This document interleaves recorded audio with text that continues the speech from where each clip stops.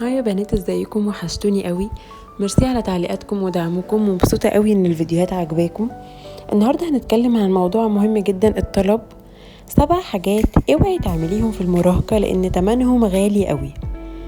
لو عندك 13 او 15 او حتى 18 سنه، الفيديو ده ممكن يوفر عليكي سنين من الندم. المراهقه مش مجرد مرحله في العمر، دي المرحله اللي بتتكون فيها شخصيتك وطريقه تفكيرك والعادات اللي هتفضل معاكي سنين.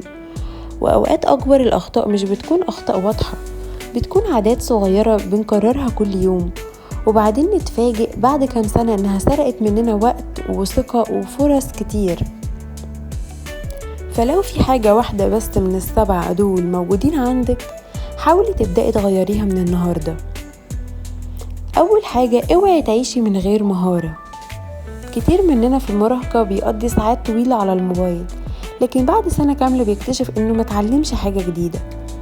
مش هقولك الكلام الكليشيه اللي بقوله في كل فيديو أو اللي بتسمعيه في كل فيديو، مش لازم تتعلمي برمجة ولا مونتاج ولا لغة، بس لازم يبقى عندك مهارة على الأقل. كتابة، تصميم، تصوير، طبخ، لغة، رسم، مونتاج، أي حاجة بعد سنين تطلعلك مصدر دخل. بعد سنين ما تندميش إنك ما عندكيش أي حاجة تعرفي تشتغلي بيها.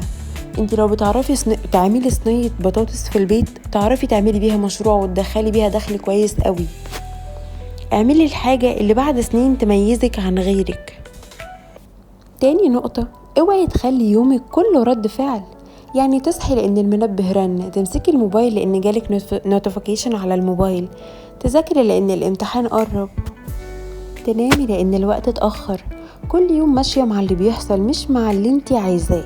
جربي كل يوم الصبح تسألي نفسك ايه اهم 3 حاجات لو خلصتهم هحس ان يومي نجح. السؤال ده بسيط لكن هيغير طريقة عيشتك.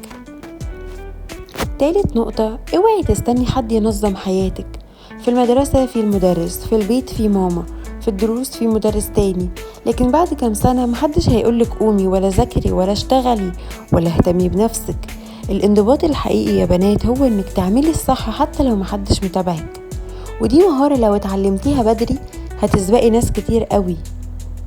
رابع نقطة، اوعي تخافي تبدأي حاجة لانك لسه صغيرة.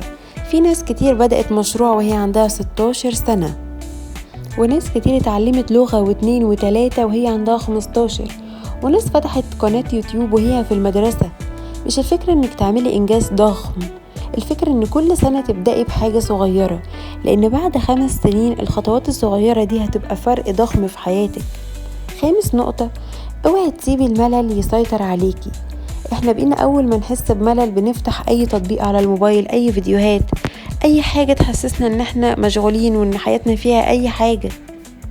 عارفين بقى يا بنات، انتي ممكن تخلي وقت مللك ده وقت ابداعك. احسن افكار بتيجي وانتي ماشية وانتي دايما مش عارفة تعملي حاجة، وانتي تايهة. اقعدي فكري، اقعدي من غير الشاشات، سيبي لنفسك وقت تبدعي فيه وتفكري وتشوفي انتي بتحبي ايه بجد. مش كل دقيقة في حياتك لازم تبقى مليانة، انتي مش محتوى. اخلقي لنفسك محتوى، ما تبقيش انتي محتوى. سادس نقطة، اوعي تفتكري ان كل حاجة لازم تبقى كاملة. في ناس ما بتبدأش رياضة غير لما بتجيب اللبس المناسب، ولا تقرأ كتاب غير لما يبقى عندها وقت مثالي، ولا تبدأ عادة جديدة غير أول الشهر.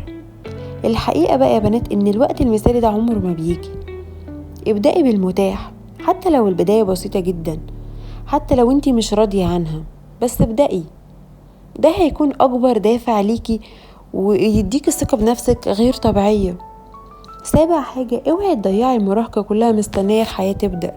في ناس عايشة مستنية الجامعة، وبعدين مستنية التخرج، وبعدين الشغل، وبعدين الجواز، وبعدين تكتشف ان عمرها كله كان انتظار. الحياة مش بتبدأ في سن معين، هي بدأت بالفعل، والنسخة اللي هتبقيها بعد 5 أو 10 سنين بتتحدد جزء كبير منها بالقرارات الصغيرة اللي بتاخديها النهاردة. المراهقة يا بنات مش لازم تبقى كاملة، ومش لازم تكوني أحسن واحدة، لكن أتمنى تبقي بعد كام سنة بصالك لنفسك وتقولي أنا يمكن غلطت، بس على الأقل استغلت الفترة دي وتعلمت وجربت وبنيت نفسي. ولو وصلتي لحد هنا اكتبيلي في التعليقات أنا هبدأ من النهاردة، واختاري نقطة واحدة بس من ال7 دول وابدأي بيها. مش لازم تغيري حياتك كلها في يوم، لكن يوم واحد ممكن يكون بداية لحياة مختلفة.